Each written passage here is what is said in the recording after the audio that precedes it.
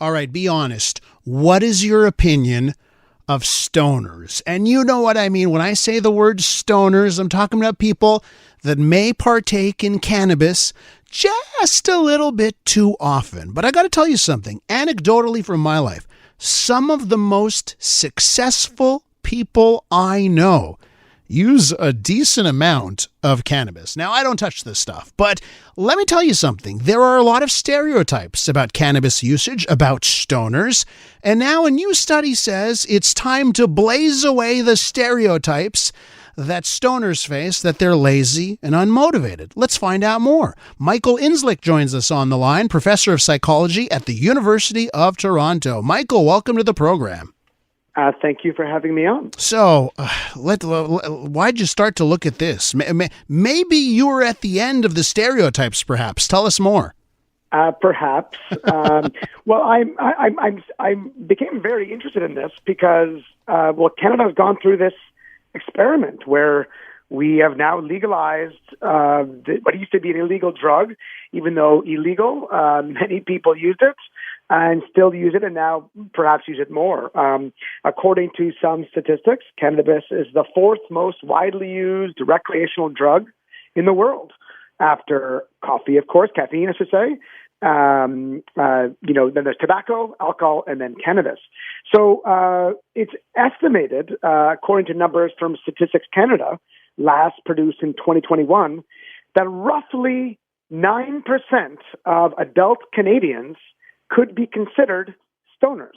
By that, I mean they smoke or ingest cannabis 3 or more times per week. And I should add that the bulk of those, about 9% are doing it every single day. Okay, well, that's quite something, because it's not that much, to be honest, right? 3 times a week. I know people that use that far more than that, right?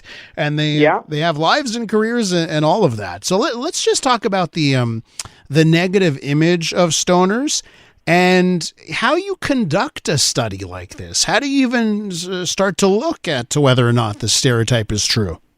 Right. First, the stereotype, which I doubt I need to explain too much, is, the slacker. Someone who is so immobilized because they're so stoned, they're on the couch, unable to get up. Maybe we think of a long-haired, listen to Pink Floyd, and not a productive member of society. Not someone you might, want to employ in your business, not someone you'd want to maybe be a parent of young children. They're just kind of seen to some extent as never-do-wells, kind of the detritus of society to some extent. I think to some extent part of that has to do with the fact that it was illegal for so long, and these are people who are willing to do illegal things. So that does attract a certain character. But now that it is legal, and now that so many people use it, and I suspect even the numbers from Statistics Canada are an undercount, because a lot of people still don't want to admit that they use it, we want to know, what's their life like? And, how cannabis has been studied in the past is asking people, hey, do you use cannabis? How much do you use it? And then what do you like as a person? This is called a cross-sectional design, comparing one group of people, stoners, versus another group of people, not stoners. But guess what? People who, are stoners or who ingest regularly, they're different for a whole host of reasons that might nothing to do with them using cannabis.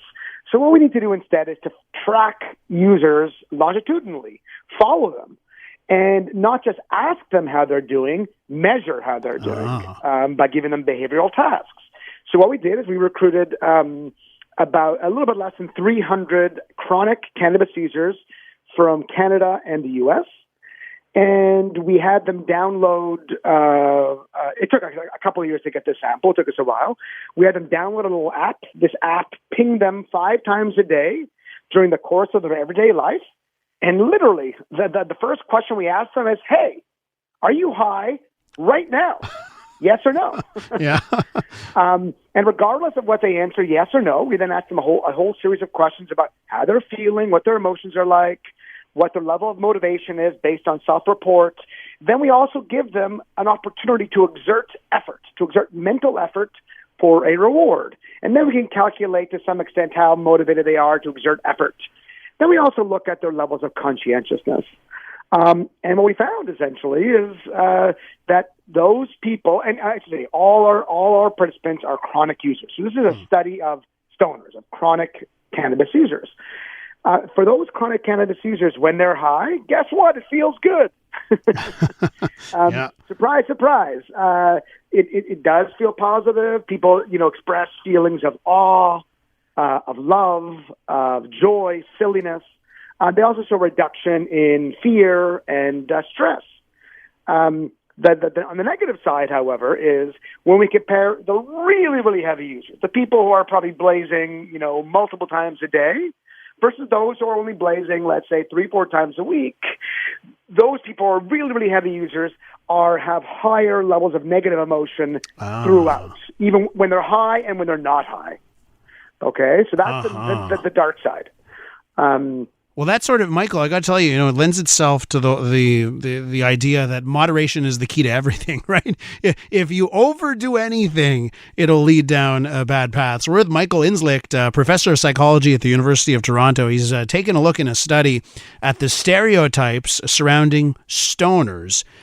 So, Michael, you looked, obviously you started off with a stereotype, right? The typical stereotype, stoners are lazy, unmotivated. Did you end up at the end of this process with a new stereotype that's totally different, but yet still a stereotype of a stoner? Well, it's hard to know if it's a stereotype. I mean, so what is a stereotype? A stereotype is like some, ascription to a group that's generalized. So what I have is evidence from about 300, chronic cannabis users about what they are like. And perhaps it can generalize to other chronic users in Canada and the United States. Mm-hmm. Perhaps it's a stereotype. It's not yet clear, but it does seem that it does characterize them. So what is it? Well, number one, we don't find much evidence that, chronic users, even when they are high, are actually lazy. They're not amotivated. They're not less motivated for all different kinds of reasons. And in fact, when we actually give them a test, they actually have to exert mental effort on a task. They were just as willing to exert mental effort for a reward as when they were not high. Huh. Okay?